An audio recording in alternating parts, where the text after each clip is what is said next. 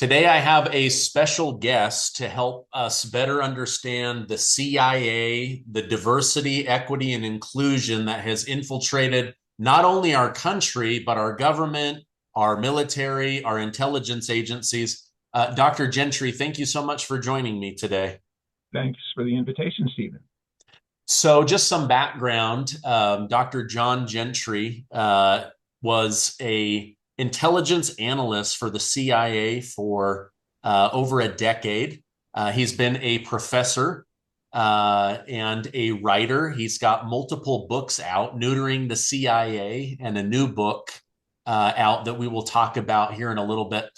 Professor, I want to understand diversity, equity, and inclusion. Where does this come from? Why has it been such a big push here in the United States?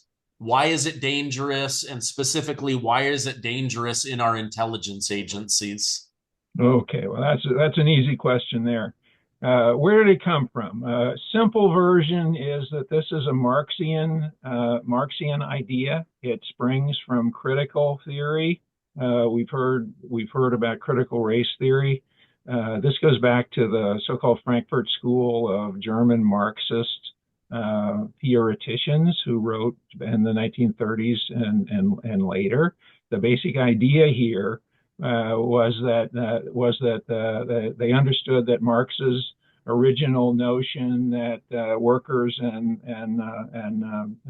business owners would inevitably conflict and the workers would eventually win, that theory was not working. So what the Frankfurt School people did was try to identify social issues, cultural issues that could be exploited to generate the Marxian revolution that they thought was still a good idea. So fast forward a number of decades here, these people came up with critical theory. It had a number of permutations after that, including critical race theory, from which the DEI agenda springs. So in the United States, it became particularly popular in the 1960s and 70s. The new left embraced it, and it infiltrated then universities and thereby into government. The most direct implication, the most direct cause of DEI policies in the United States government, though, are the result of President Obama. So in 2011, he issued an executive order that mandated alterations in the federal government designed to enhance and embrace diversity and inclusion. So what this meant from the standpoint of the government was that there would be fundamental changes in the recruiting and the administration of the federal workforce, with the idea of recruiting people of favored demographic groups, particularly minorities, women, LGBTQ people, and that there would be an effort to break the federal workforce into pieces, into distinct identity groups that would be in conflict with each other, again consistent with the effort of the Marxists to generate tensions in the workforce. Well, the Obama administration at CIA, in the form of John Brennan as director, went fairly far. During the initial Trump administration, there was no effort to address this. The policies of the Obama years basically remained in effect. In the Biden years, though, there's been a massive acceleration of these policies. So again, these are Marxian. They're designed to generate an altered workforce politically. They're designed to generate conflict. And what that does in practice from a performance standpoint, the focus of my recent book is that it generates ongoing damaged performance. So we've got ideologically generated changes that damage the performance of the workforce. That's why people should be concerned about it. Okay. I think more than any time in history, we saw the CIA, the FBI. They used to be known for being apolitical. Now they seem, at least from my perspective, politicized. Is that carryover from Obama, or am I misreading this? Are these intelligence agencies becoming more and more political? They certainly are. During my time, you mentioned I was at CIA for a decade. It was the decade of the 1980s. The culture that we had at that time was very, very, very clear. It was that we were all expected as reasonably bright people to have political views, but we were also expected to leave those political views at home. So we did not discuss politics, and we did not inject political anything, domestic political anything into our analyses. Now that began to change a little bit in the 1990s, a little bit more after 9/11, when there was a big increase in young people coming from the universities where critical theory was popular. But it very much accelerated during the Obama years, and John Brennan, as I mentioned, at CIA, pushed it very, very hard. And when Donald Trump appeared to be a viable candidate in 2016, he told his people, he told CIA people, your embrace of DEI for ideological reasons and for reasons of personal interest, your commitment and liking of DEI is under threat from Donald Trump. And it is your obligation to protect the progress, he used that term, the progress that I have made in my 4 years as director, and to be political to defend the DEI agenda. So it was in 2016 that, seemingly out of the blue, there began to be not only activism by former intelligence people, some of whom were many of whom were adherents of the DEI policies, but also there began to be a significant number of leaks. And the leaks, I'm convinced now, after talking with a lot of people, the leaks were generated overwhelmingly by opposition to Trump on the grounds that he posed a threat to DEI. Interesting. Okay. So it wasn't, I'm just trying to think how to phrase this question.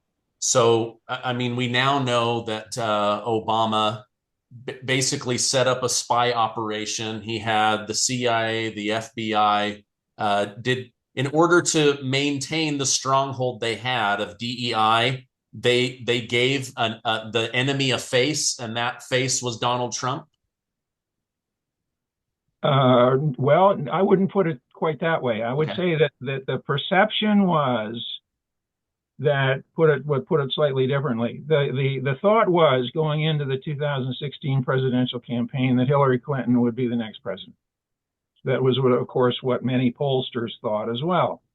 So they were the people at CIA who embraced DEI, and that was not everybody. There were and are people opposed to that who are mainly quiet at the moment. But the people who liked DEI policies said, well, this is wonderful. We'll have Obama term number 3, Hillary Clinton become the president, everything will be wonderful, and we're not going to worry about it. No, there's no need to complain, because we like the political policies of the Obama administration. Well, in the summer of 2016, Trump, of course, was first nominated, began to appear reasonably well in the polls.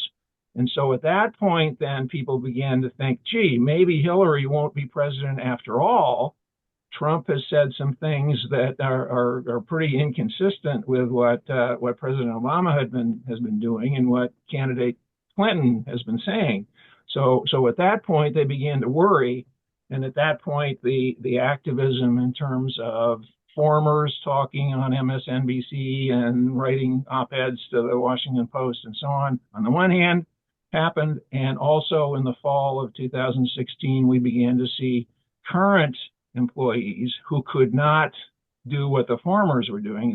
Current employees are not authorized to write op-eds in politically partisan ways. So they began to participate in this campaign against Trump through leaks. So that's their mechanism. That's their only viable mechanism is leaks to the press on the one hand, or to former people who can pass the message on in a different way. Okay. So I believe Trump is fairly opposed to DEI. He believes in meritocracy and striving for excellence, intelligence, bringing, when it comes to immigration, bringing in brilliant people, skilled people. How does he and his new administration, how do they root Marxism out of the military, out of the intelligence? How do they get DEI out of the schools? What are your thoughts on that? Well, they can do it. There was basically no effort to do that, as I say, in the 2017 to 21 period. It's pretty clear that President-elect Trump and also a number of his senior advisors realized, in essence, that they made a mistake by not addressing that. So you're seeing quite a bit now of commentary on this, and there are a lot of proposals. And this would, to address your question just in part, there are a number of executive orders that are critical here. They can be done away with immediately and replaced with more reasonable things. There are laws that need to be changed. There are administrative policies associated with coming from the Department of Education for universities, Equal Employment Opportunity Commission, and so on, and for many others. These can be changed as well, but there need to be rooted out the institutional structure that is embracing this throughout the government and throughout the economy. But even if you do that pretty well, because there has been a strong effort over a number of years that's been quite successful in filling the federal bureaucracy with employees who are generally sympathetic to DEI, generally sympathetic to the Democratic Party's political platform. And that has now gone from just a political view exercised at the ballot box to a way of administering the government. There needs to be a major change in the organizational cultures of federal agencies. And that will be harder, I think. Good leaders will be an important part of it. Change internal policies, change criteria for promotion and assignments. But it's going to take a long time to get good people into important positions and to root out the politicized culture of much of the federal bureaucracy. I'm most familiar, of course, with the intelligence business, both having been there and studied it. This is a huge problem at CIA in particular. There are very few political positions there. Most of the work that's done by those people is done by career people. It's an insular organization. People generally don't just come in and leave at middle and upper levels. So the new executives have a huge task in front of them, and what they really need to do is find some people who are there now, who are willing to help them make fundamental changes in the organizational culture. And by the way, this is true elsewhere too. I'm a retired Army reservist.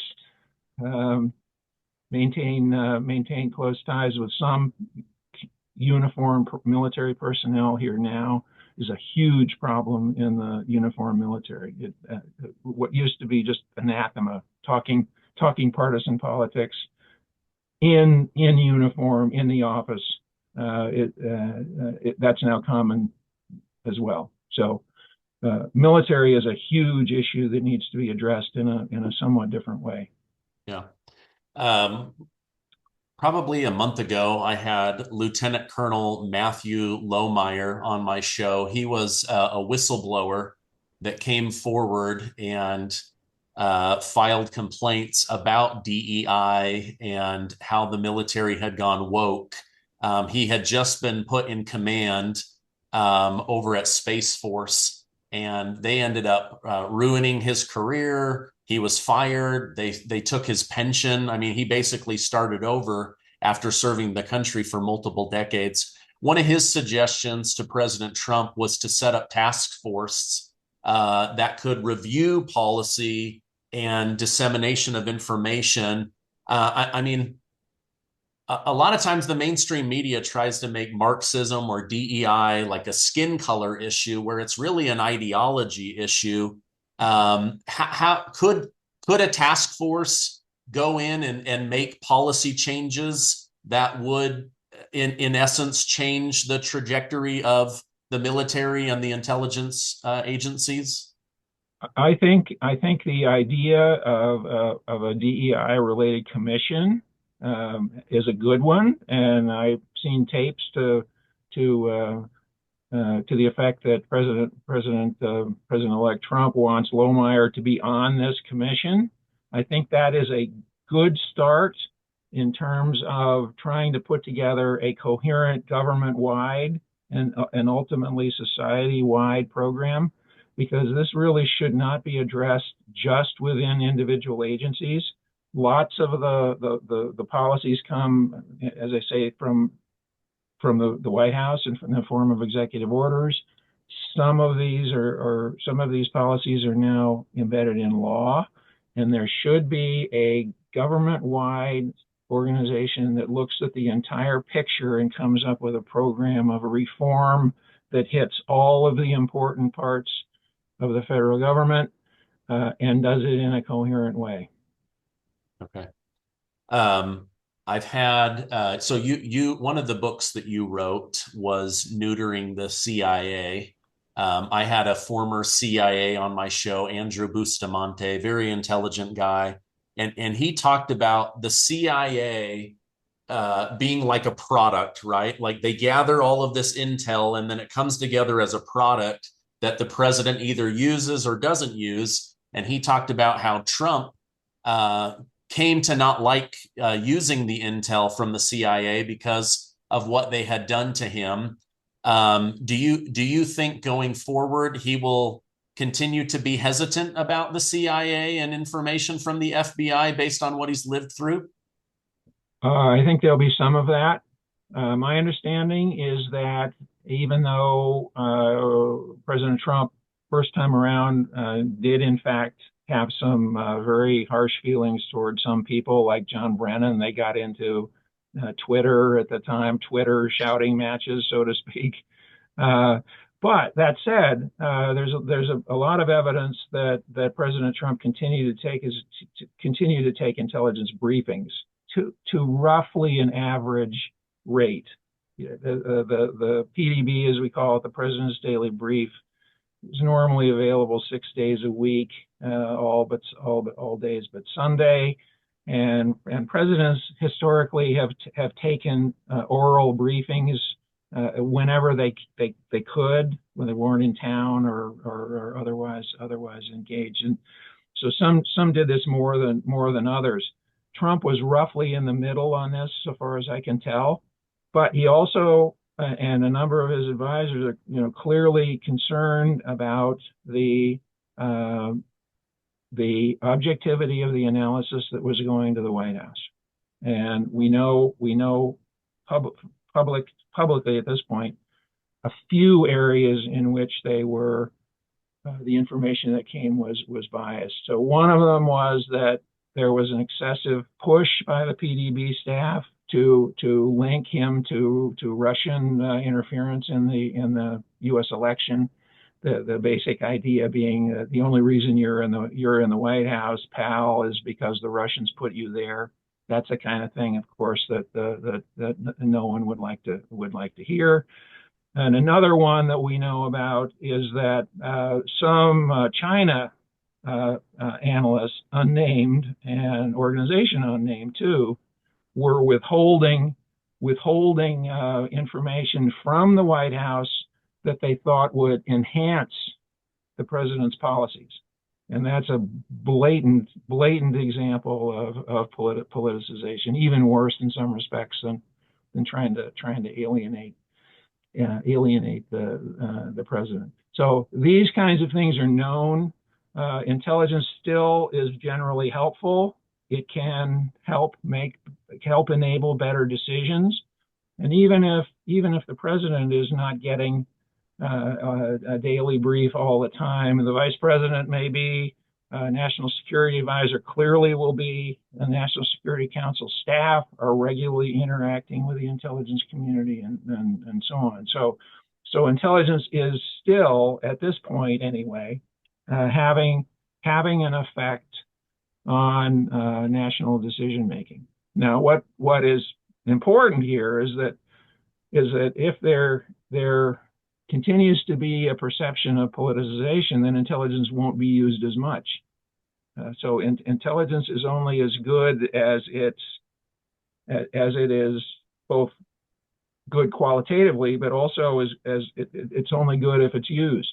And one of the dangers of politicization is that people who might benefit from the use of intelligence will choose not to do it because they no longer trust its quality, no longer trust its objectivity. And I think that's happening to some degree already. Hopefully that process will not continue too much more. Yeah. Do you think part of Trump's reasoning for selecting Tulsi Gabbard as the director of national intelligence, John Ratcliffe over the CIA, and Kash Patel over the FBI, all potential nominees, do you think some of that decision making was just the fact that he sees them as America First people that he can trust? Oh, everything I see is that the trust is an important issue. He knows them, he likes them as people, and he trusts them. One of the apparent lessons of the first Trump administration was that the president seems to have thought after the fact that a number of the people that he appointed to senior positions turned out not to be loyalists. And there's a question, you think of this from a political science standpoint, there's a question about whether it's important to be loyal to the man of a president or the institution of the presidency or to the country and so on.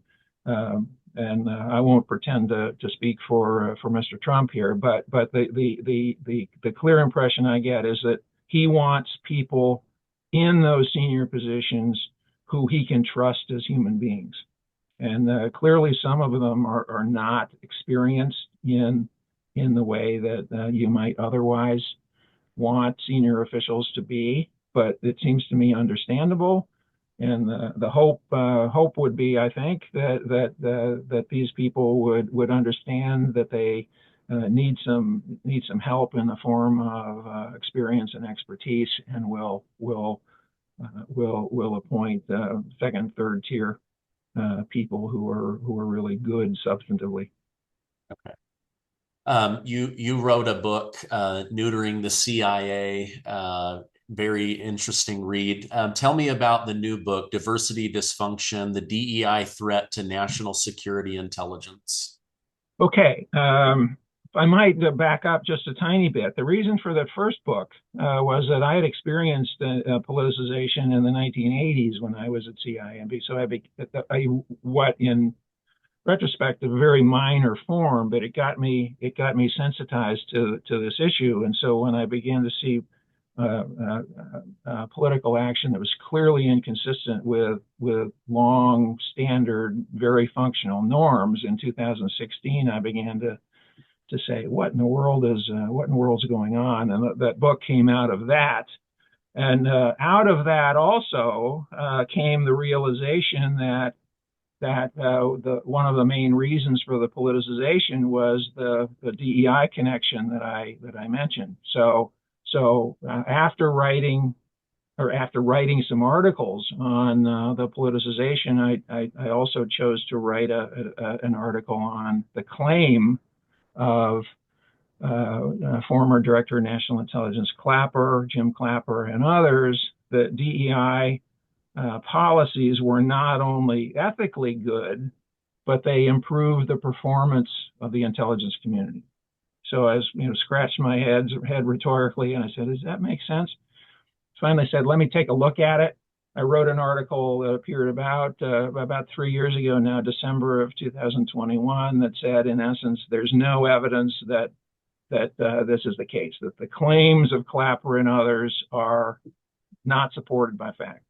And some people, of course, were unhappy about that, the people who like the DEI agenda. Others said, well, you're absolutely right, and you ought to go a step farther and take a look at what the operational implications of DEI policies are. So in other words, look specifically at the performance implications of DEI policies. So I gathered information on that for the next couple of years, began to write in the spring of 2024, and this book is a result. So what I'm focusing on here in this book is a pretty narrow question. The question being, what are the performance implications? Performance implications in the sense of how does DEI affect the kinds of things that intelligence organizations and people do? Collect information, analyze it, present it to senior decision makers, and so on. So, what are the effects of DEI policies? And long story short, here is that I see no evidence anywhere in the intelligence community. So the entire 18 agencies of the intelligence community. So CIA, FBI, the National Security Agency, the Defense Intelligence Agency, and so on. No evidence that the DEI policies help in any way.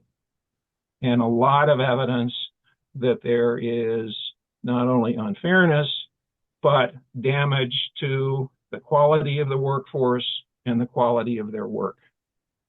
Okay. So that's the focus of this book.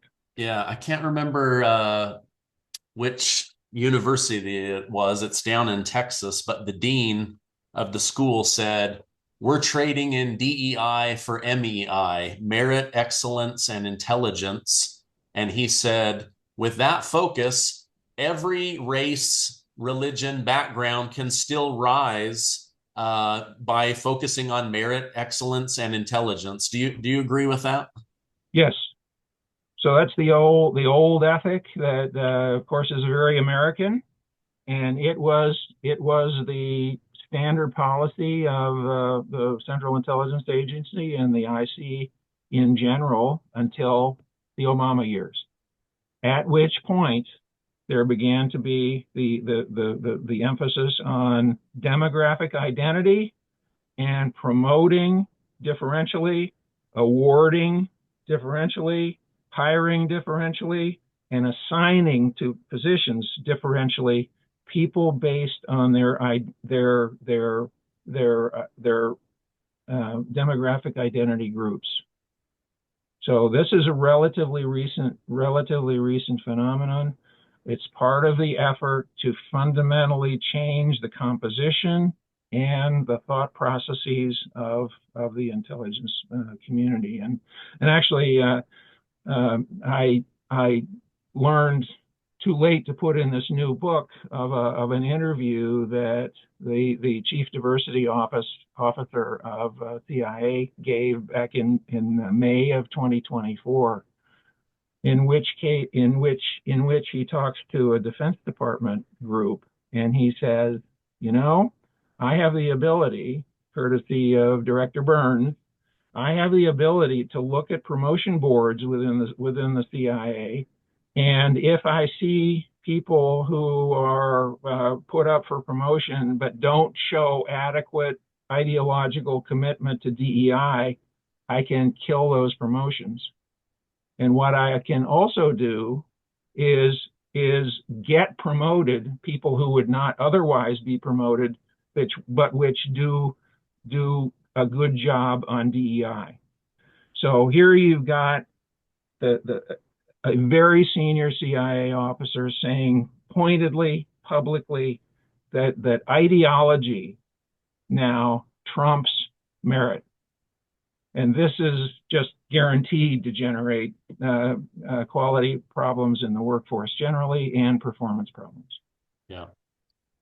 Well, just in the last, in 2024, we've seen a lot of groups in the corporate world pulling away from that. John Deere, Harley Davidson, Apple, most recently, Walmart announced that they were going to move away from DEI.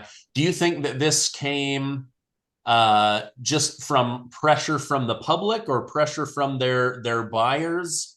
Why do you think these corporations suddenly are like, wait a minute, in order to survive, maybe this isn't the best route for our business? Yeah.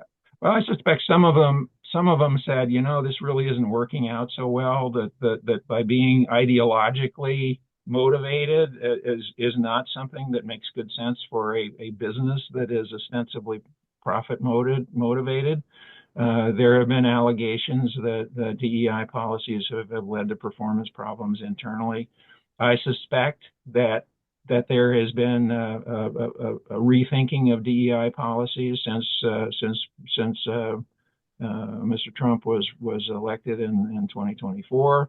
And there also are some very strong and very persuasive advocates in the public sector now who I think are having an effect. So I think about Robbie Starbuck, for example, who's Yes. pushing hard on businesses.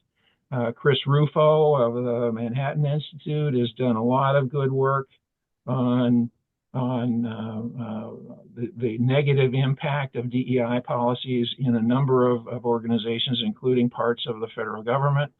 There are other elements. The National Association of Scholars, of which I am a member, has been very active in looking at the negative implications of DEI on first universities and then a little bit later on K through 12 schooling as well. So DEI is under pressure, but it is not defeated. And one of the history lessons of this Western civilization fight against Marxism, if you will, and I think that's not too strong a dichotomy.